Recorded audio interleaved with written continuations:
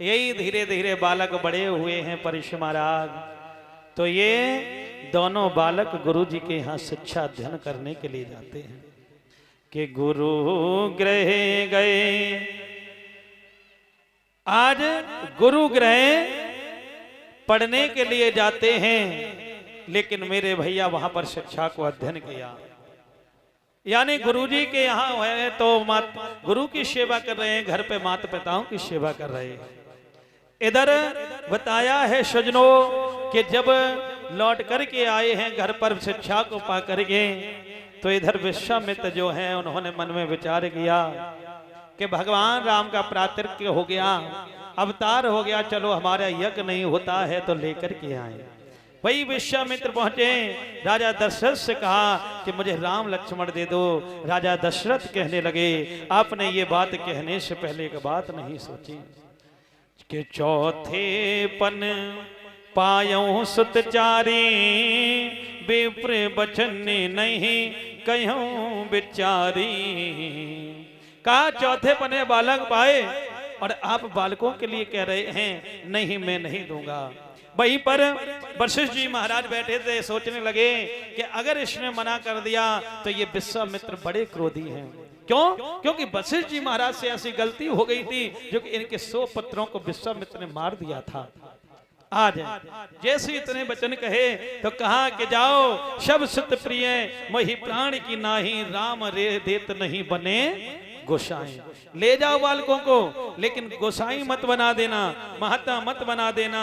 आज लेकर के चले हैं मेरे भैया। जब लेकर के चले हैं तो इधर धीरे धीरे जा रहे हैं। ऐसे जंगल में सामने से एक ताड़का राक्षसनी आ रही है, भगवान ने उसका भी वध किया और आगे बढ़े। जब वध किया, एक पत्थर की शिला पड़ी है, उसका भी उद्धार किया है और उद्धार करने के बाद भगवान और आगे जा रहे हैं। आए इधर की बात, आज चलते चलते ये राजा दशरथ के यहाँ बाग में आकर के प्रवेश हो जाते हैं। बोलिए गोविंद। आज नहीं, राजा जो जनक जी महाराज थे, जनक जी महाराज के बाग में आकर के प्रवेश हो जाते हैं। बोलिए गोविंद भगवान की। आए यहाँ की बात यही छोड़े। इधर जो जनक जी महाराज हैं, इनके यहाँ एक बेटी है जिसका नाम सीता पड़ा है। और वो सीता जो है एक दिन लीप रही थी छोटी सी अवस्था में, जो धनुष रखा था उसने उठा करके अलग रख दिया। जब महाराज दशरथ ने प्रण किया कि अरे कोई भी धनुष को नहीं उठा सका, लेकिन इसने आज धनुष उठाया है, तो मैं स्वयंवर करूंगा और जो भी इस धनुष को तोड़ देगा उसको, उसके साथ मैं सीता का विवाह कर दूंगा। आज वही घर घर हर जगह नौता भेज दिया और इधर एक नौता वहां पर भी पहुंचा जहां पर विश्वामित्र जो हैं भगवान राम को लेकर के बैठे हैं। पूछा जाकर के ये दोनों कौन सुकुमार हैं? राम भगवान ने कहा कि बता मत देना कि ये भगवान हैं। आज वहां पर भी निमंत्रण दिया, कहा आना। इधर जब सुबह हुई, शाम व्यतीत की, भगवान राम से कहा कि बेटा राम जाओ, पूजा का समय हो रहा है, जाकर के फूल ले आओ।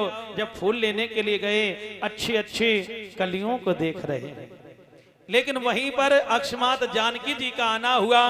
जब एक दूसरे को देखा तो जानकी जी के मन में प्रण हो गया कि अगर हम शादी करेंगे तो इन्हीं से करेंगे।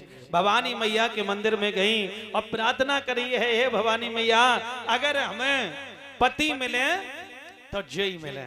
आज माला पहनाई, माला खिसक करके गिर जाती है, मूर्ति मुस्कुरा जाती है।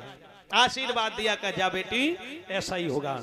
आज इधर लौट करके आई, जब भैया बोले ऋषि, जब समय हुआ इधर बड़े बड़े योद्धा आए, और जब योद्धा आए हैं तो इधर विश्वामित्र बालकों को लेकर के आज वहीं पर सभा में आ जाते हैं। बड़े बड़े लोग राजा महाराजा बैठे हुए हैं और वहीं पर का प्रण कर दिया कि जो भी इस धनुष को तोड़ देगा उसके साथ में हम अपनी बेटी का विवाह कर देंगे। अब वहां पर बड़े बड़े राजा महाराजा परीक्षित महाराज खड़े हैं, लेकिन जो भी राजा उठता है उसको तोड़ने की बात दूर मेरी माताओं, बल्कि उसको हिला भी नहीं पाते हैं। यानी लिखा कि भूप से 10 एक ही बारा और लगे उठावने डरे नटारा।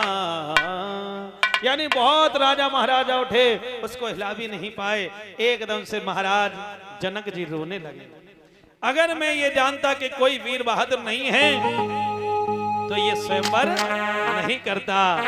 और कह रहे हैं कि लली मेरी कुंवारी रही हो और प्रथा पेज धनुष की थानी। लली मेरी कुंवारी रही बिरथा पेज दर्द की थानी। कुंवारी पिय रही बिरथा पेज धर्म की।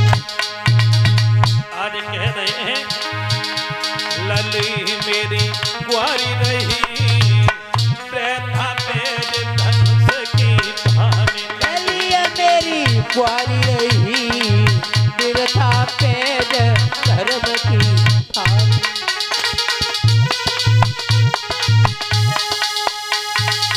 आज विचार किया, अगर मैं जानता कि मेरी धनुष को तोड़ने वाला कोई नहीं है तो मैं ये प्रण नहीं करता।